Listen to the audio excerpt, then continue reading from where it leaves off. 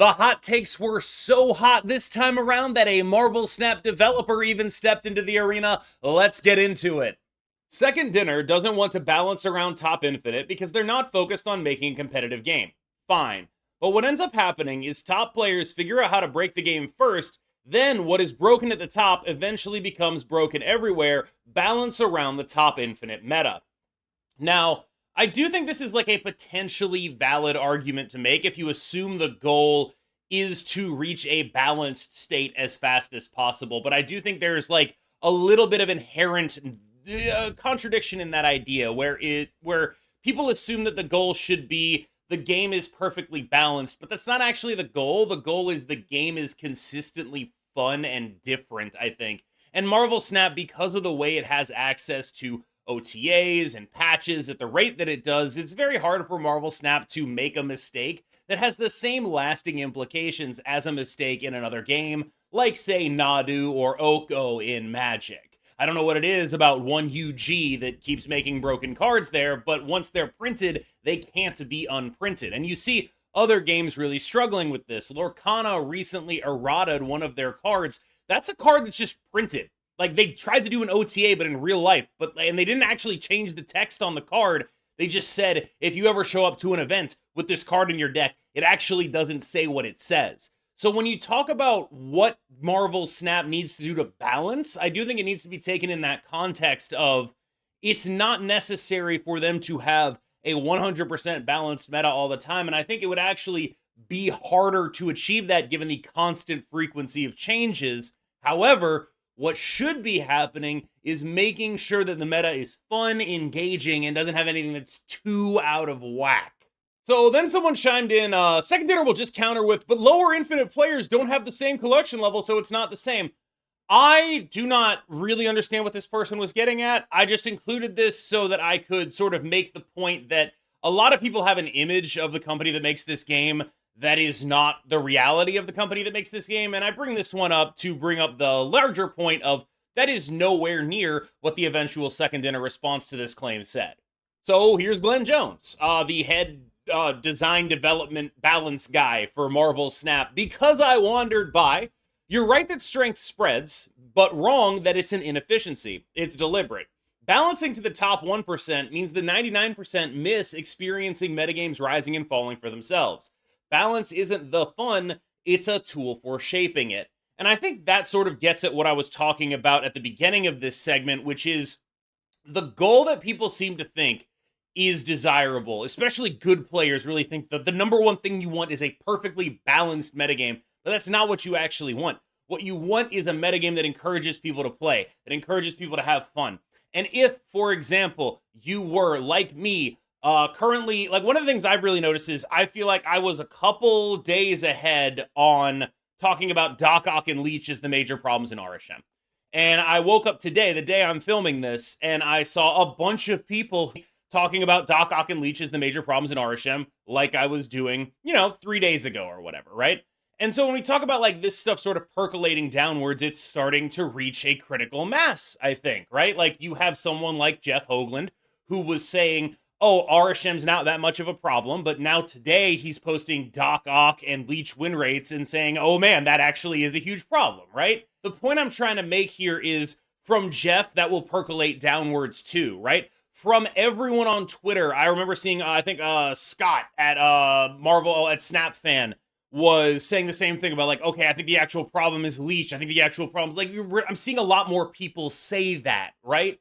And as that awareness spreads, that awareness goes outwards, regardless of like, I think to some degree, whether or not it's actually true. But as that awareness spreads, it gets lower and lower on the ladder, right? People who are not as plugged in aren't fully aware of that, right? You have to be like pretty plugged in to be aware of like, the specific points at which RSHM is a problem.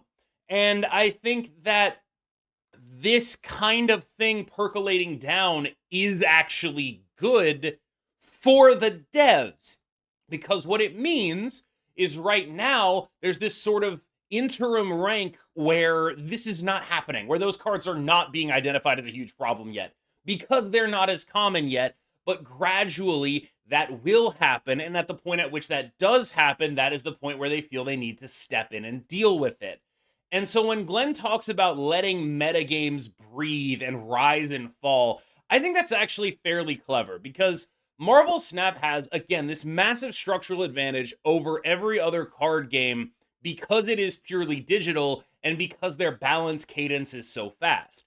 And because you have that advantage, there's a real tendency for players to say, this problem must be solved in like the immediate next OTA. But that's not really how you want to do it. Because waiting too long, the worst case scenario is it's 2 extra weeks of something bad. That's the worst case scenario.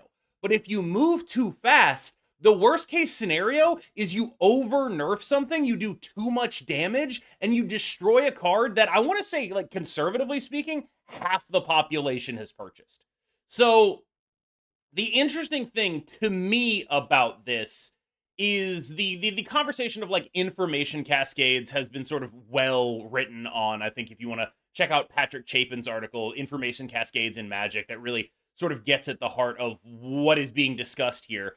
But I think the balance philosophy underlying this being we don't want to overreact to something that is happening at the top until it happens to everyone, not just because we don't want to be in a situation where we make the biggest possible mistake, which is reacting too fast. Like the incentives there are very much in favor of reacting slower and using the fact that you have a fast balance cadence as an inherent sort of stopgap measure, which is to say, it's impossible for you to mess up that badly because if you whiff on balance, you can just do it in 2 weeks. You'll be fine, right? That's 2 weeks. Everyone's going to be okay for 2 weeks. The other thing that this highlights for me, though, is that I think there's this thing where players treat potential balance mistakes in Marvel Snap as similar to potential balance mistakes in Magic or Lorcana or a non-digital card game. And they are treated with the same rhetoric, the same importance, the same very like highfalutin, powerful rhetoric. Like people were talking about, like, this is a huge mistake, it's a huge mistake. And I don't think enough people get that it's like, there is no possible way for RSHM to be as broken as a card like Nadu because RSHM is eminently fixable. There is no possible way for Loki to be as broken as a card like Nadu because our Loki is eminently fixable. This is a digital card game. The worst thing that happens if you take a light hand on fixing something that might be a problem a couple weeks after it comes out is you fix it 4 weeks instead of 2 weeks into its run. I think that's really underrated. Also, I'm realizing that like some of the part of that answer I gave, it just feels a little bit like arrogant, like, oh, I was the first person to notice this. I wasn't the first person to notice this. I wasn't anything like that. I don't mean to be like talking down on people that I name checked, like Jeff or Scott or anyone like that, where it's like, but I'm trying to talk about like the degree to which information cascades down from like the top 0.01% to the top 1% to the top 2% to the top 5%. And it's hard to do that without like having specific places to point. But I really want to make it clear that those are both people whose content I consume and enjoy, and I endorse you watching them as well. And I don't want anyone to be like, okay, I'm starting drama. That's truly, truly not my intent. They're just examples of a phenomenon that I'm talking about, and I don't think they are doing anything wrong. I don't think I am like a better player or a better person than them. I wanted to be super explicitly clear about that because I felt like when I started thinking about it after I read all that out, like these are all ad-libbed, right? I just talk. And sometimes I think it comes off like I'm kind of a huge asshole, and I think that was probably one of those scenarios where that's possibly true. So I wanted to get out ahead of it and be like, hey, look, I promise I did not mean it in the way, because I think there's a valid reading of that where it's like, okay, you fucking piece of shit. I'm sorry. A feature that would be really good for the game that few people talk about is character bios accessible from a character's card or even recommended comic reading. So I gotta tell you, one thing about me as a Marvel Snap gamer is I did not come into this as a fan of Marvel. In fact, when I first heard about the game, the IP, the intellectual property, was a downside for me because my association was with the MCU, which was like not a great association. I think I'm higher on the MCU probably than I was previously, but when I started playing this game, I was just like, oh man, Am I really supposed to get into like the universe of like the what we'll describe as B plus conveyor belt movies, maybe? That was my association with Marvel. And like, yes, when I was a kid, I was a Spider-Man fan. I had like the big Spider-Man anthology, all of that. But like that's really been sort of subsumed into the Marvel Cinematic Universe. So this is a long way of saying that this game has made me more interested in actual comics. I still haven't really become a fan. I'm not sure I will ever, right? I'm a gameplay guy, right? But it has made me more interested in actual comics, and I would actually be interested in an integration like that because I think that's actually just pretty cool. And this is like such a non-controversial thing.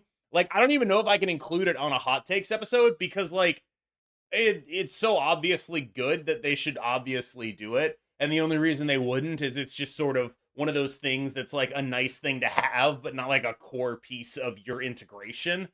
It's still very cool though. I sometimes feel like the devs live in a bubble and only make adjustments based on their internal data and not based on the feedback from the community as a whole. Cards people hate get buffed, cards people love get nerfed, and cards people want buffed mostly get ignored. I don't think this is true at all. I think that generally speaking, the second dinner people are far more open and in touch with their community than in any other card game that I've played. And I think, for one thing, Glenn Jones responding to my dumbass Twitter post is kind of an example of that. But for another, they have like this massive Q&A forum in the Discord. I actually feel like, I don't know if people remember this. When Spotlights came out, the first thing to happen in Spotlights was instead of that 1,000 tokens, you would just get a premium mystery variant. And my Discord and I did a bunch of math. And we got, we like sort of did the math such that, like from a company's perspective, basically, trying to figure out if there was anything other than a premium mystery variant that we could get in there. We came up with 1,000 tokens. I made a post about it, and as far as I know, they saw the post and they were like, okay, maybe that is actually something we could take under advisement. And then like a few weeks later, it was 1,000 tokens instead of the premium mystery variant. And I realized that like people now hate the 1,000 tokens. And it's like, you guys realize how bad it was before, but that's not really necessarily a valid critique because you're allowed to hate stuff even if it did get better. The point I'm making is, as someone who does, I think, have a voice that is heard, it's hard for me to look at this and say that they live in a bubble, unless you're also saying that I live in a bubble. Which, I mean, sure, but it's like, I think that for the most part, it's actually kind of going the other way, where a lot of people complain when I say something is overpowered, because when I say something is overpowered, I think they think that that's going to get it nerfed. And basically the way I read the situation is, it's going to be pretty rare for the community to be really mad about something that doesn't deserve to be nerfed. It has happened several times, and I think we're going to talk about one of those later in this video. But a lot of the time when the community is upset about a card, there's probably a good reason for it. It's just like you kind of maybe have to dig down into that, right? Now, I think that when you look at like cards that people want to get buffed that aren't, a lot of those are new player experience cards. And the thing about those to me is that it's very difficult to buff them in a way that does not upset the new player experience, but also serves to get them to a point where they are endgame competitive viable, which is like, it's a very hard line to ride. I think the only time they've successfully done it is with Claw, and I think they deserve a lot of credit for that, but it's hard to get something that is viable for new players, but not overpowered for new players, and also viable for late game players. The only cards I can really think of are like Zoo cards and then Claw, which was obviously buffed into that state, maybe White Tiger, depending, right? It's not impossible, but it's a much harder ask than taking something from Series 3, which is not an integral part of the new player experience, and making it something that is endgame competitive viable, because you don't have to worry about it ruining games where people are playing cards like Sentinel, right? You don't have to worry about it ruining games where people are playing cards like Agent 13. And so because of that, I think that there are like specific spots on the cost curve that are easier to buff for that early game thing, 5 being one of them, because Devil Dinosaur exists, because Claw exists, right? It's easier to buff stuff at certain energy costs in new player experience stuff. And I do think that there is something to the idea of like they aren't buffing enough cards. We all know what I feel about that, right? I think they need to aggressively buff cards. But as someone who's gone through the like pool 1, pool 2 cards, I found myself pretty stymied in terms of realistic pitches for how to buff a pool 1, pool 2 card to end game competitive viability without making it very obviously too strong for pool 1, pool 2.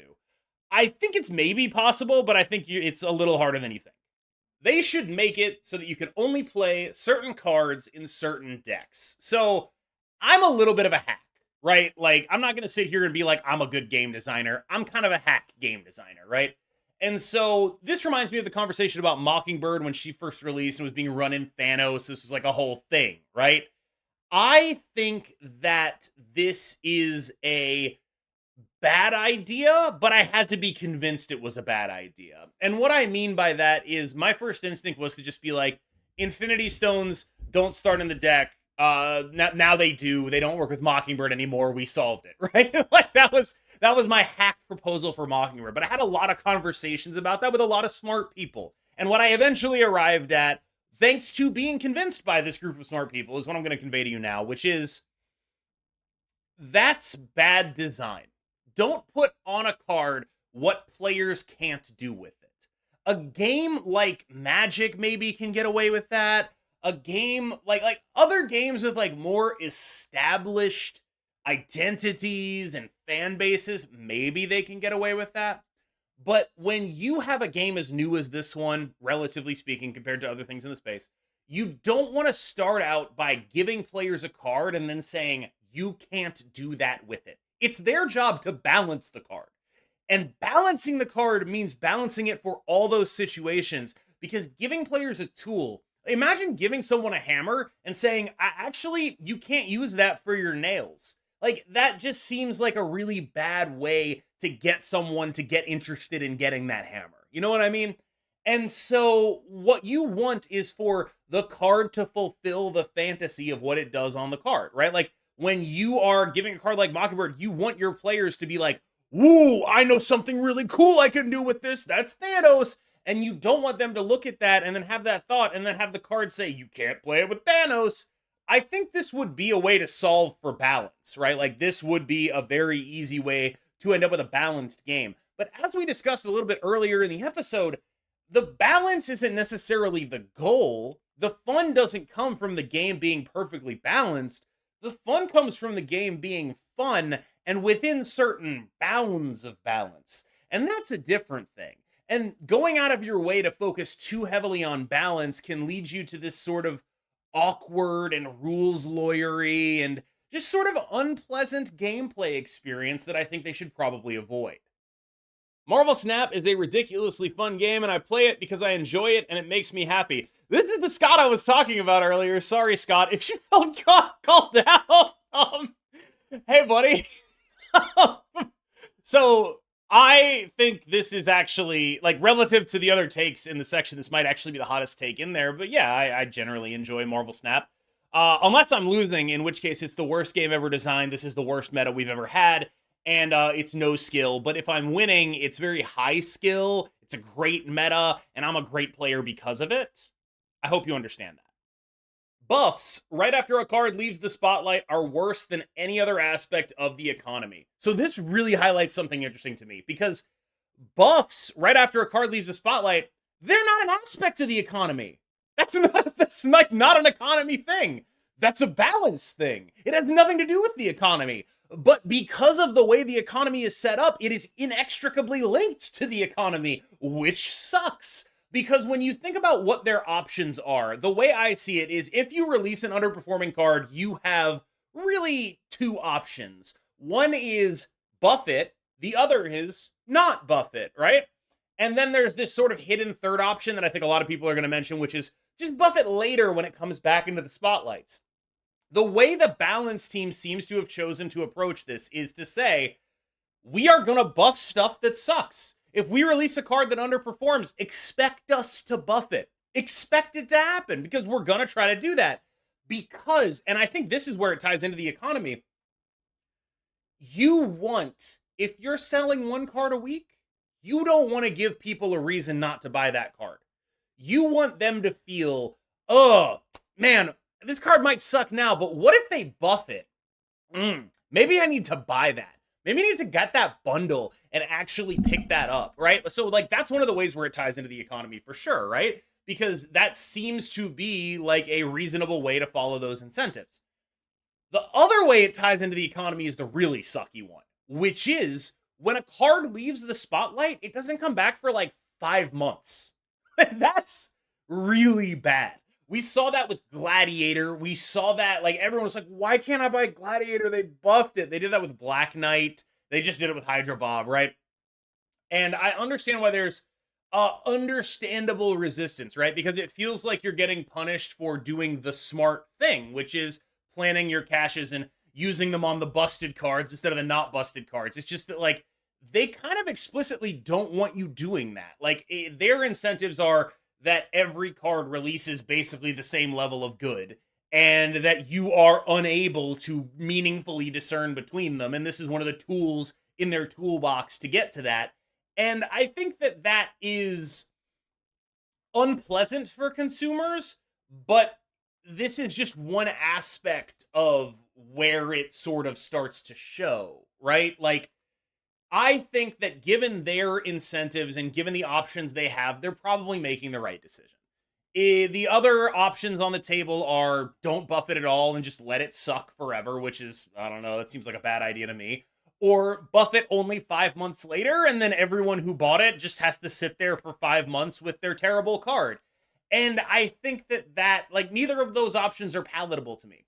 This is a bad option. The thing where they buff things just after they leave the caches, it sucks. It's not good. And they should try to avoid it where they can. But the only real way to avoid that is by being perfect and releasing every card strong. And we all know that when they release every card strong, sometimes they miss high too, like with Red Hulk, yeah? So there's this interesting thing where if they miss low, there's no good fix for it. And if they miss high, I think it actually is better for them. And that's a weird incentive to think about, right? Because if you look at how Red Hulk went, right? It released very strong. A bunch of people bought it. They brought it back down into reasonable levels. It's still a very playable card. That's got to be better for them, right? Like that just has to be better for them. And so when I see people complaining about this, the way they handle cards that release weak, part of me thinks, like, I think you would much prefer that they still do cards like this than the alternative, which is make every card Red Hulk. Because I'm pretty sure they could do that. I'm pretty sure if they wanted to, they could just slap extra power and less energy on everything and make sure every card that came out was busted. But they don't do that. And I think that kind of restraint leading to situations like this, and then these situations being complained about, it does sort of make me wonder, like, when you think about how all of their options for an underperforming card are bad, but so many of their options for an overperforming card are, like, net good, probably. I do wonder about what that does to a design team's incentives, and I don't think it does anything good. So my take on this is stop complaining about this and please let them make worse cards. Delete Dr. Octopus. Real and based. I've been thinking of a lot of ways to try to nerf, like, the way I would approach RSHM if I worked for them would be focusing on, like, the 3 major pain points in the deck: Loki, Doc Ock, and Leech. And I think that the easiest thing to deal with for me would be Leech, where you just, like, make it a 5-2 or whatever. The other 2 are way harder.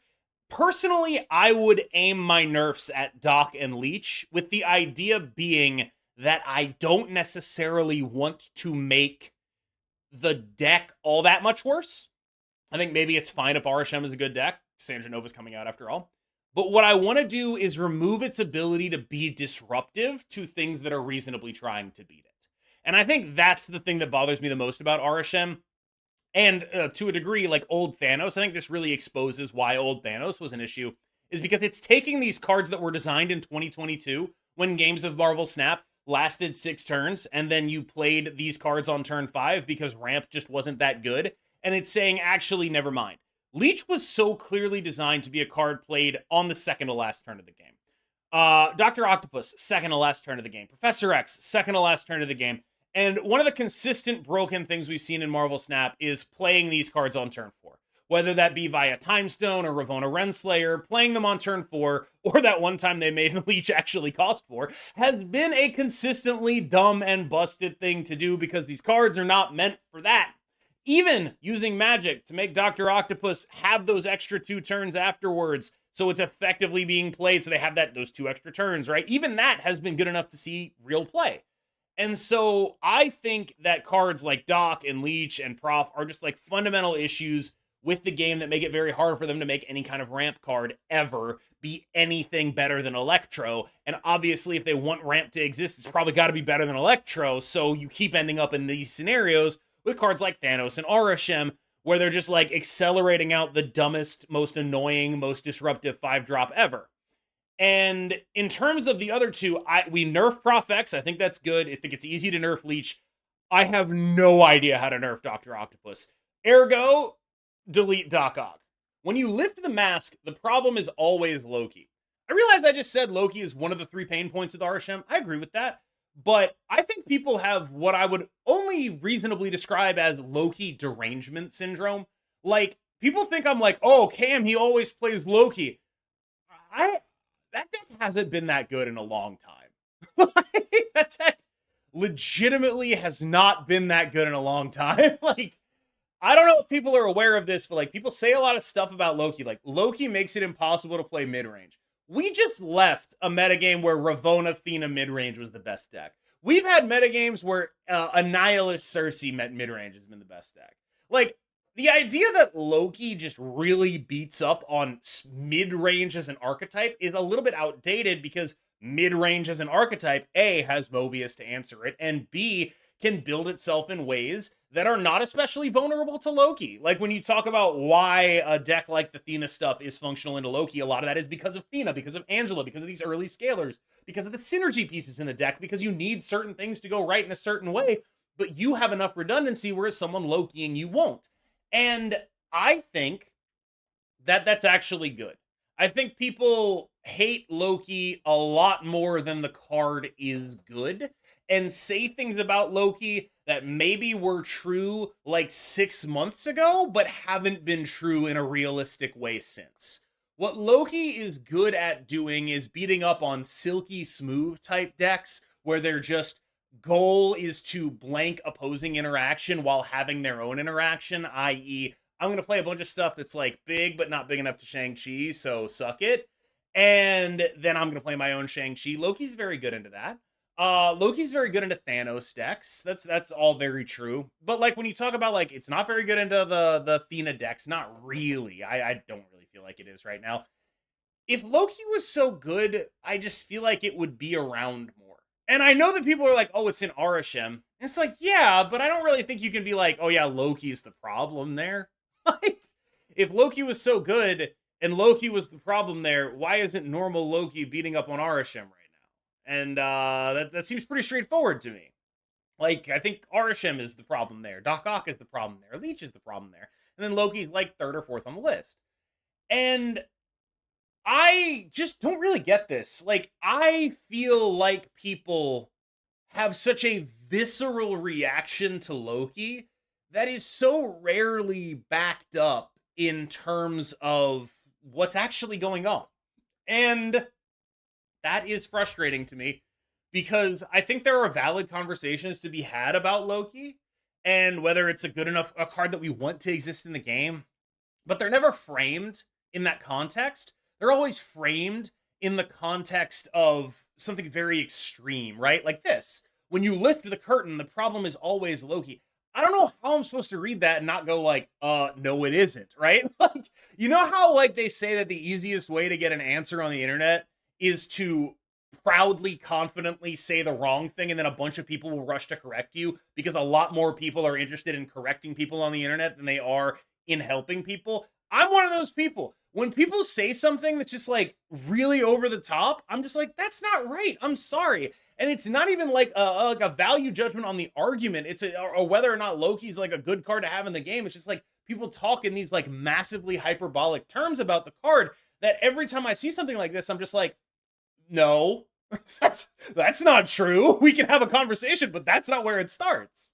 Second dinner should be more restrictive of the OTA notes that are released to everyone in the creator program, make that info more exclusive. I feel for creators like Cozy that are clearly getting more and more frustrated and discouraged by the leaks that hurt their video metrics. Okay, first of all, why don't you feel for the creators like me who are getting more and more discouraged by the leaks that hurt my video metrics, okay? I think you should feel bad for me because I think people need to know this. I'm not NDA'd on this because it is public-facing information to some degree. Most of the OTA leaks in recent months have not come from inside the creator program. They have not come from people in the creator program getting notes and saying, aha, I'm going to DM my friends. They have come, and again, this is most of them, not all, from Second Dinner's official website. What happened is people figured out the URL to the in-game news feed. And for a while, what you'd be able to do is just change the date in the URL. So like, let's say this was like the, the July 20th patch notes or whatever, right? July 20th OTA, whatever, making up a number here. That's today's date. You would just change it to like July 20th OTA notes from whatever actual thing was in there, and then they would be there. And so that is how, as far as I'm aware, at least 3 of the previous OTAs leaked. Second Dinner, I believe, responded to this by adding some numbers to the URL, and it looks like those numbers, or the alphanumeric addition to the URL, it was just brute forced. Someone was just like, I'm gonna run a little program that just like puts the number there, and then just like it goes like a July 20th OTA leaks, and then goes fills in those 4 digits, and then tells me if any of those websites are actually real. Anyway, the point I'm making here is I think a lot of people assume these leaks come from creators, and they don't. And that is certainly frustrating for me, because I'll tell you what my process is when I have an OTA video. I record it as late as possible. I set a bunch of alarms for the scheduled time that it's supposed to release. And multiple times what has happened is I wake up with those alarms only to realize it's fucking leaked. It leaked like 4 hours ago and my video is late now. That sucks, because getting the first video out there is insanely important, because that's when people are clicking. Like those 4 hours are like the peak. Like most of the viewership on your video will come from those first 4 hours on a patch note video. And I think that, like, yeah, no, it sucks, but I think blaming creators and saying, like, they need to restrict access and all that, not really where my head would be at, when the problems are, the call is coming from inside the house on this one. It's not like a bunch of creators are leaking or anything like that. It's Second Dinner's website is sort of available, and anyone who, like has the slightest interest in trying to see what the OTA notes are can do that. And they should probably do something about that. Buffing, nerfing, or even entirely reworking some of the starter cards wouldn't completely ruin the new player experience. So I talked about this briefly a little bit earlier. I think it's extremely hard to find a card that you can buff to a degree that people will be happy with it in the new player or the starter set, and also that wouldn't ruin that new player experience. It's not impossible. Like, there are energy costs where it's easier, I think. Like, I think you could buff 5s and 6s a lot easier than you could buff the early stuff, because 5s and 6s are competing with such a limited pool in that new player experience. But when people talk about buffs, they don't mean just add 1 point to Odin. What they mean effectively is, I want Second Dinner to give me some new cards that I can play at endgame. And that's harder. Because it's like, what are you actually supposed to do there, right? Do you want to buff Sentinel to 2/4? That's a pretty busted card, honestly. That would kind of ruin the new player experience. And so, like, when you get to, like, okay, what about Punisher? If you give Punisher some extra power, is that going to meaningfully impact endgame or the new player experience? I don't really know. And so, like, you end up with these 2 bounds on your discussion, which is meaningfully impact the new player experience and meaningfully impact endgame. It's very hard to find something in the middle of those things where something that will not break NPE but will be endgame viable. It's just hard to do. And I think that like that is one of the major things people don't think about, cuz like when you look at like what they did with Captain America, right? People are like, "Oh, they shouldn't put ongoing text on there." If you just make him a non-ongoing 3/8, that actually does break the new player experience. Like if you were to say make him a 3/2 that gives +2 to every other card at his location, that is very obviously the best 3-drop in the new player experience by a lot. And so it is very hard for me to think about a situation where your goal is to make something end game viable, to compete with the Nocturnes and Gladiators of the world, but also to make it be balanced in a world where people are still playing Cyclops. I think it's a lot harder than you think. I'm open to ideas, but like I have looked at the cards and it's pretty difficult. As much as I don't like Arishem, he's a net positive for the game. People who dropped Snap came back just for him, and the people that like him love him. One of the better meta tyrants we've had. Arishem is probably the best possible card to have at a play rate that we've had. However, we are swiftly approaching the point at which he is simply becoming a Doc Leech enabler, and that's unpleasant, right? So, that said, Arishem as an archetype is probably the best, funnest meta tyrant we've ever had, because there is so much randomness and the games are so different in each one, right? Like that is a real thing. There are different things happening in every RSHM game because of the nature of the card. If there is one card you want to, like if you had to pick one card in the game that 80% of people played on day one, it would probably be RSHM, because that is the only way it ends up even remotely close to palatable or acceptable, right? And that means nothing in the long run. I think gradually, as people get used to the fact that this is actually just another Doc Ock Leech deck, they're going to get pretty annoyed at this guy. But right now, there is still something of a grace period where, okay, this card is unique, fun, and exciting, and I'm playing it a lot, and it sucks when I get Doc Ocked and Leeched, but I'm still playing it a lot, and it's not the end of the world because that doesn't happen as much. And I think there is something to that as well. Basically, RSHM is the best possible card to have the numbers that it did, but I don't think you should be happy with any card having the play rate and win rate that the card has, unfortunately. They introduced Tribes with the Valentine's and Avengers X-Men events, and everyone loved it. After seeing what everyone loved it, they realized making everyone happy isn't one of their core values. They refuse to do any of these kind of events again. I don't really get people that think like this. My instinct would be that they would do these events if they made more people play their game. Like, I think that if they had reasonable, and like, they are the people who are qualified to make that decision, right? If, as you're saying, everyone loved it and a bunch more people played during that time, I would posit that they would have to be pretty stupid to not do it again in the future. And I don't think they're that stupid. So my thought process would be that maybe they weren't as loved as you think they were. Maybe it was a vocal subsection of the population that really, really liked them. Maybe they really liked the first one, but the second one was too complicated. Maybe they have to figure out how exactly they want to do this very often. I liked them. I thought they were better than hot locations for sure. I thought they were an interesting, fun experiment, and I enjoyed them. But I'm not going to sit here and say everyone liked them because I did. And I think that if there was a demonstrable, like, if they were able to look at back-end data and say this was objectively good for us, they'd be running them. So either they're not able to do that, or, you know, if you snap and lose, I have every right to spam the snap button. You have every right to do whatever you want, right? Like, there's no one saying you legally can't spam the snap button. But I didn't want to talk about this because if you think that snapping and losing is a bad thing, I think maybe that means you're not snapping enough, because you are supposed to snap when you're favored. And if you're in like a 75-25 situation where you win the game 75% of the time, that's a snap. But being in a 75-25 situation means 1 in 4 times you're still going to lose that. So when you are dunking on people who were in a favored situation and snapped you and then lost despite being in a favored situation, it makes me feel like maybe you don't snap enough, because you should be snapping in situations where victory is not 100% guaranteed. You should be losing some percentage of your snaps. That's just how it works, right? You need to be confident in what your deck is trying to do. Otherwise, what are you even doing here? If you think you have a good read on what your opponent is doing, you think you beat it most of the time, and then they generate a card that you didn't beat, that's not your problem. You weren't wrong for snapping that. You were right for snapping that.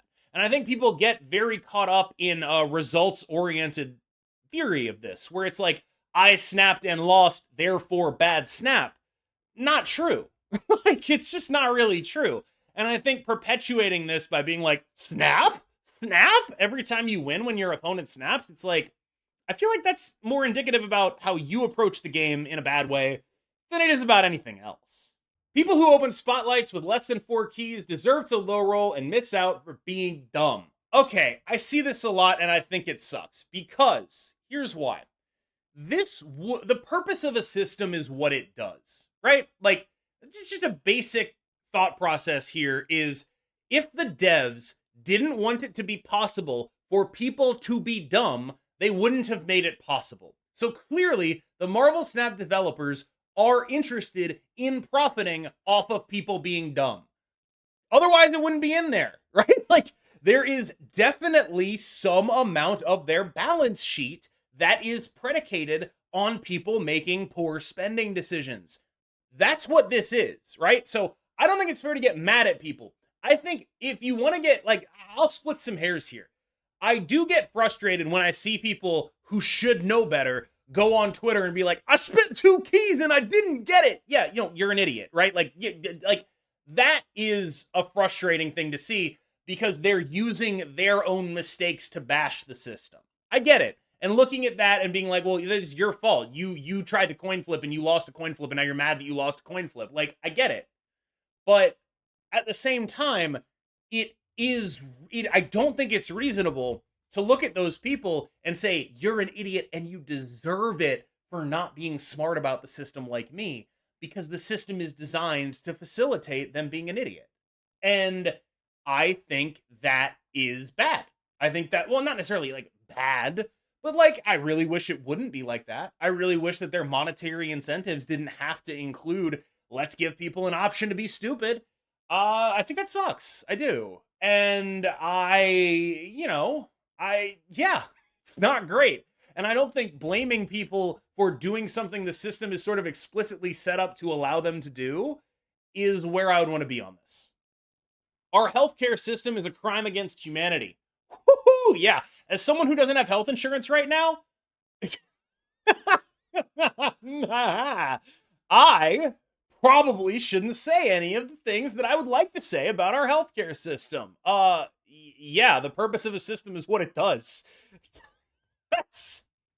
Woo! All right, y'all, thank you so much for making it through Yapathon 5000. This might be the longest... I feel like I say this every time. Is this the longest episode we've ever done? It might actually be, though. Thank you so much for watching through all the yap. I have been Cam Best. You have been phenomenal. I'll see you in the next one.